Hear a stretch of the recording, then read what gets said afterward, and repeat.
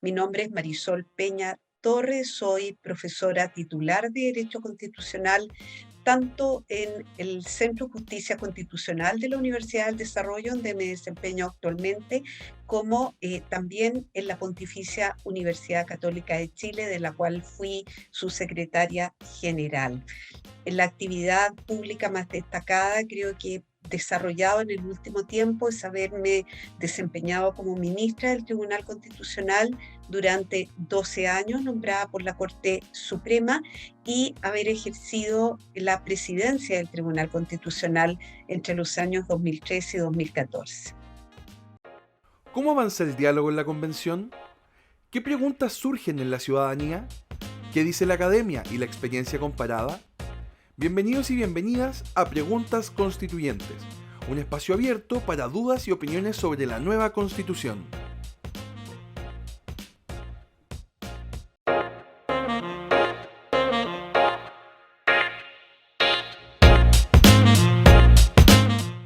Creo que lo más destacable es que tengamos norma propuesta dentro del borrador de la nueva Constitución sobre derecho de propiedad. A mí me parece que el derecho de propiedad es una facultad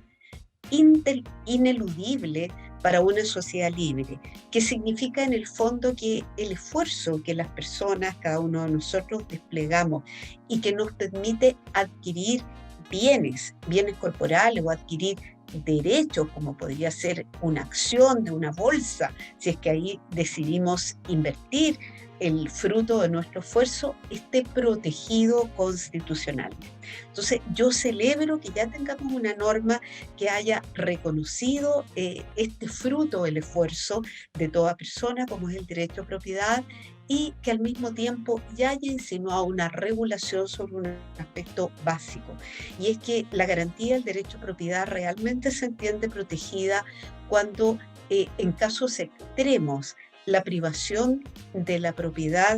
puede dar lugar, ¿verdad?, a una reparación, a una compensación mediante una indemnización para quien experimenta esa merma dentro de su patrimonio.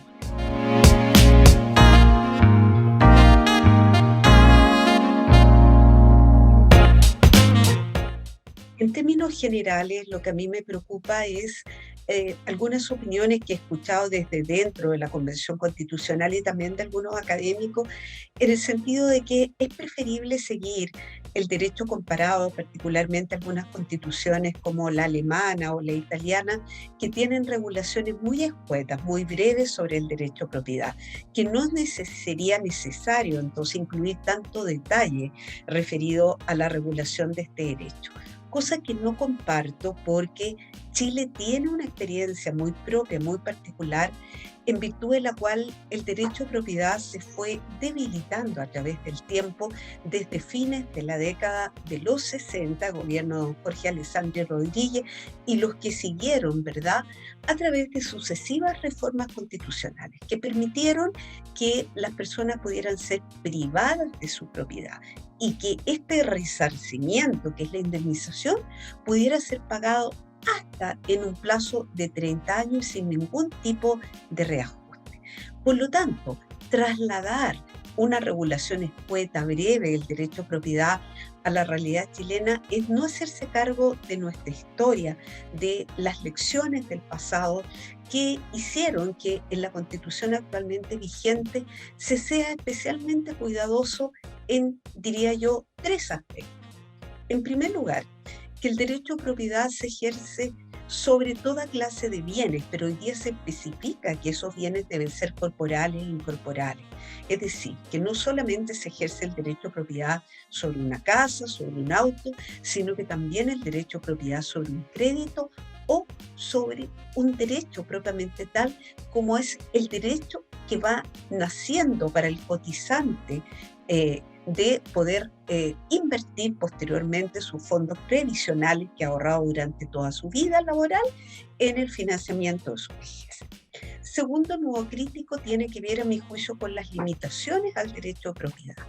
Sucede que cuando se faculta al legislador para introducir limitaciones o regulaciones al derecho a propiedad hay que ser extraordinariamente cauteloso. La norma aprobada limitaciones podrán ser establecidas por la ley en forma compatible con la función social y ecológica que tendría la propiedad. Pero podemos preguntarnos legítimamente qué es la función social, qué elementos componen la función social, para que de alguna manera los particulares que tenemos propiedades, ¿verdad?, nos sintamos protegidos y sepamos que nuestra propiedad va a ser limitada en función de necesidades públicas, del bien común, en circunstancias muy precisas, como ocurre, por ejemplo, hoy día con la regulación actual por razones de utilidad y salubridad pública, de forma tal que la persona que se dedica a la actividad ganadera y sabe que si su ganado se infecta de fiebre aftosa, probablemente va a tener que aceptar que el SAC le sacrifique todo su ganado, pero es porque la razón está explicitada, de forma tal que el legislador le fijamos un marco para evitar la arbitrariedad en esta materia. No está sucediendo esto en la propuesta de nueva Constitución, al decir simplemente que la ley podrá limitarnos la propiedad por razones de función social y ecológica. ¿En qué se puede traducir esto? Va a quedar entregado en definitiva al criterio coyuntural de las mayorías de turno en el Congreso Nacional. Dije que había un tercer aspecto que me preocupa, y ese tercer aspecto tiene que ver, Pamela, con la privación de la propiedad. La norma aprobada actualmente, que ha pasado al borrador de nueva Constitución, simplemente nos dice que se puede ser privado de la propiedad en virtud de una ley general que autorice la expropiación por causa de utilidad pública o interés general, que solo califique el legislador. Pues bien, ¿qué pasa con la indemnización? Aún no se ha acordado una regla que, siguiendo el ejemplo de lo que hoy día tenemos, nos garantice que ese pago de la indemnización va a ser previo a la toma de posesión material del bien expropiado, que además va a ser equivalente al daño patrimonial efectivamente causado, que no es lo mismo que el avalúo vigente para efectos del pago de las contribuciones. Sabemos que el avalúo vigente siempre tiene un valor muy inferior al valor comercial de la propiedad. Por lo tanto, la merma que experimenta el propietario que es expuesto a la privación de su propiedad puede ser indudablemente mucho mayor si la indemnización se restringe solamente al avalúo vigente para la contribución territorial. Y además, muy importante, que la persona expropiada pueda reclamar no solo de la legalidad del acto expropiatorio, vale decir, si la ley que dispuso la expropiación contiene elementos contrarios a la Constitución, sino que pueda también recurrir a los tribunales para impugnar el monto de lo expropiado.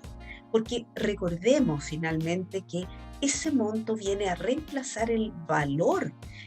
efectivo real que tenía esa propiedad que formaba parte de nuestro patrimonio y que ya no va a estar en él. Yo diría que esos son los tres aspectos que están absolutamente pendientes, que han vuelto a la comisión, porque la propuesta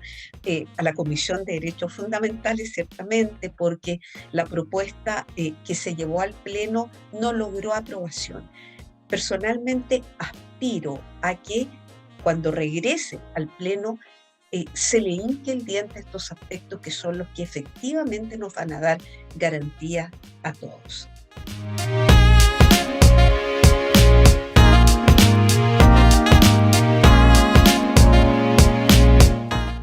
En realidad, la Constitución actual, para decirlo con toda claridad, no dice en el artículo 19, número 18, que se refiere al derecho a la seguridad social, que somos propietarios de nuestros fondos previsionales. Ya sea que las personas que antiguamente, ante el año 80, decidieron seguir cotizando en el sistema público del Instituto de Previsión Social, o quienes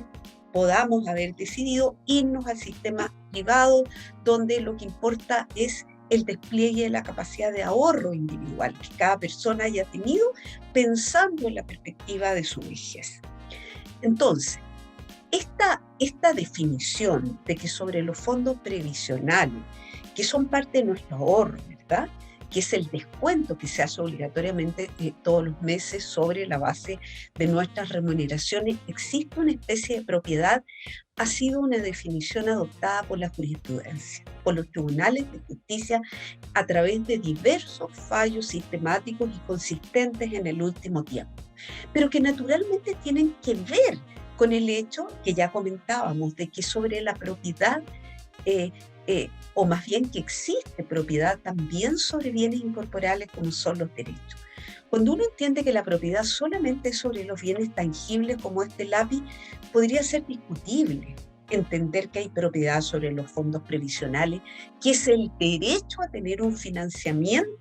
para poder soportar la vida durante la vejez. Entonces, hay una concatenación en las disposiciones constitucionales actuales que ha permitido a los tribunales superiores de justicia, tanto a la Corte Suprema como también al Tribunal Constitucional, arribar a esa conclusión. Cosa distinta es que los fondos previsionales se puedan retirar anticipadamente o no, porque algunas personas dicen, si soy propietario, me lo voy a llevar, como dijo una señora en Antofagasta, para pagar un dividendo hipotecario que tengo pendiente. No, somos propietarios de los fondos previsionales, pero están destinados, dijo claramente el Tribunal Constitucional, a un objeto preciso, que es el financiamiento de la vejez. Ahora bien,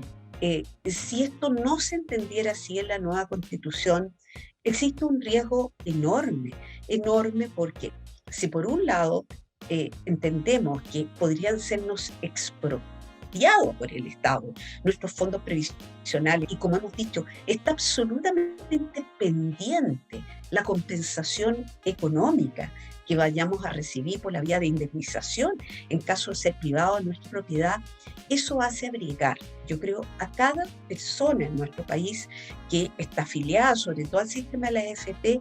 una preocupación que es muy legítima, en el sentido de que, ¿qué sentido tendría entonces el esfuerzo que he hecho ahorrando durante todos estos años si el Estado el día de mañana, por ejemplo, pudiera instituir una especie de corralito sobre esos fondos, muy similar a lo que hizo Argentina sobre fondos que las personas tenían depositados en los bancos cuando hubo una situación de emergencia económica?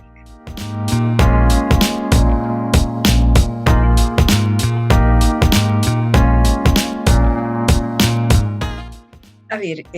uno primero dice quién soy yo para sugerir un mensaje. Yo lo digo modestamente y desde una perspectiva que es académica, que es la que he cultivado básicamente toda mi vida, con excepción del periodo en que fui jueza constitucional. Pero yo llamaría a los convencionales constituyentes a remontarse respecto de la definición de este problema, tanto del derecho a propiedad como del derecho a la seguridad social, remontarse más allá de las posturas políticas coyunturales.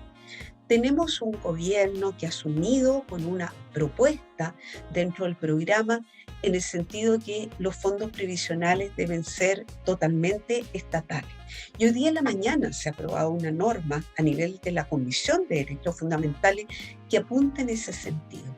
Necesitaríamos, entonces, yo le pediría a los convencionales una muy buena disposición transitoria en la Constitución, en el sentido de que si eso va a ser así irremediablemente y no podemos tener capacidad,